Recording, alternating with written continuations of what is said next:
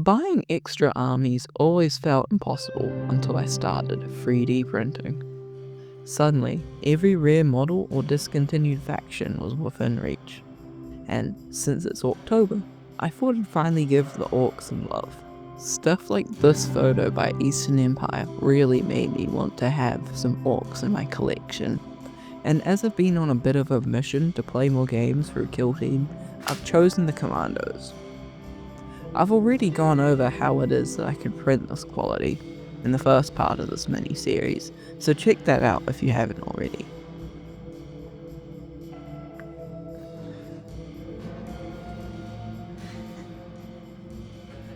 In my last video, people asked me why my build plate looks so used.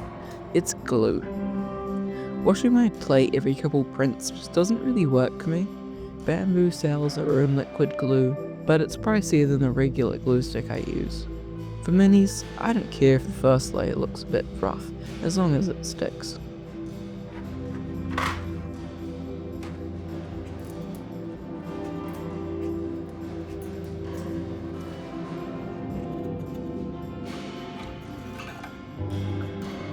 Alright, and now we got a big pile of orcs, but they aren't dead yet. They've still gotta have their war.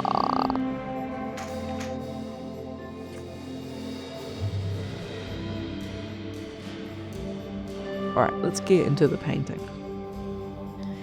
Using my cheap airbrush to spray some Vallejo black primer all over. You can go heavy with the stage to fill the layers rather than thick coats of paint which leave noticeable brush strokes.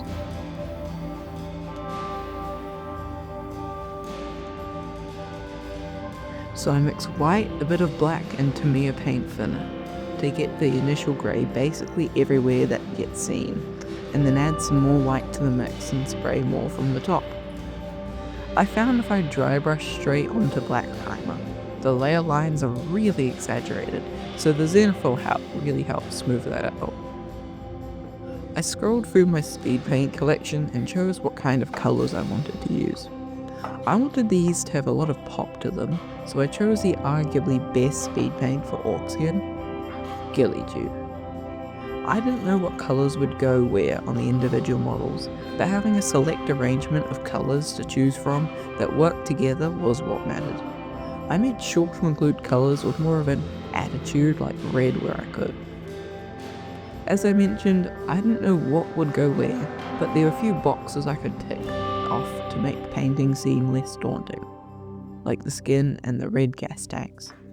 Some things have the same colour across the models like the boots, and then stuff like the cloaks all vary, which makes them very unique. I'm very fond of speed paints. The way they work is the dark stuff flows into the recesses, the regular colour covers, and I find that at the edges it lightens up a bit as it goes past into the recesses. It may seem unnatural to use such a large dollop of paint, but it really makes the speed paints look vibrant. I've found that I have to top up the reservoir of paint when it's low, as the speed paint gets really patchy when it's in such a small amount. Also, your brush size is important.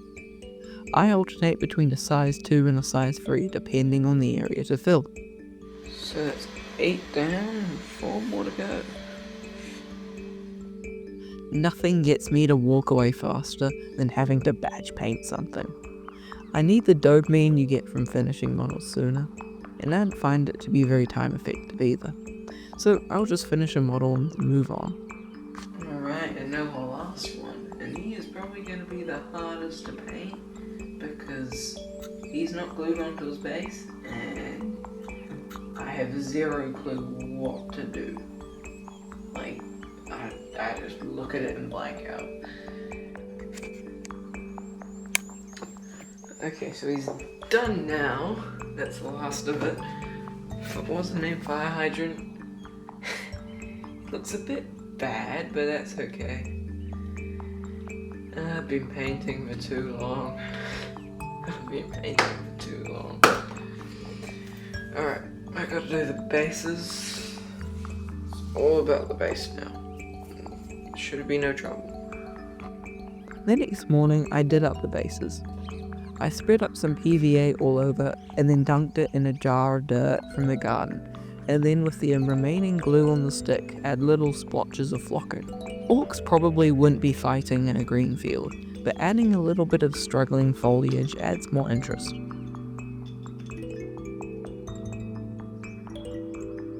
This painting session was spread over 2 days, but I think if I had worked tirelessly, I could have done it all in a day.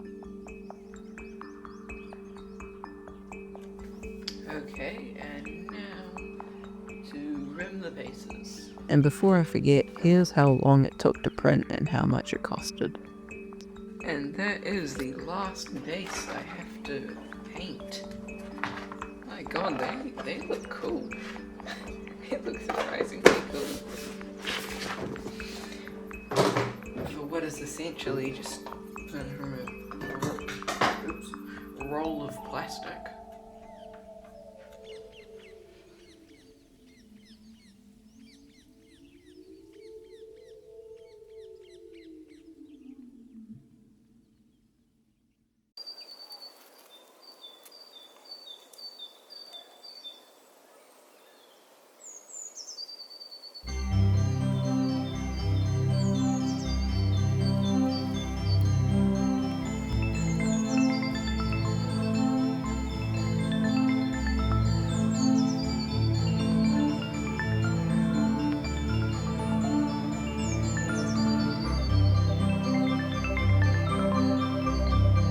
I absolutely love how this came out. The colours are just so bloody vibrant.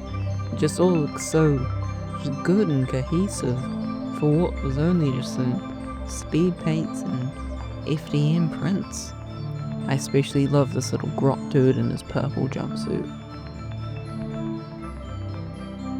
I also included a piece of orc terrain from an upcoming video.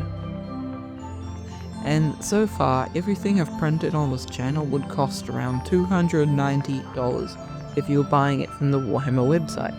This is converted to USD by the way, as it seems Americans are my highest demographic. That's enough to buy everything you need to do this and have more left over. When trying to say you save money, it's not exactly I was going to buy this for $10, but instead I got the same thing for $1. You probably weren't going to spend thousands on 50 kill teams. Doesn't hold any second-hand value like GW plastic, but what printing does is make Warhammer more accessible. You can actually play around with armies and projects that would have been out of reach otherwise.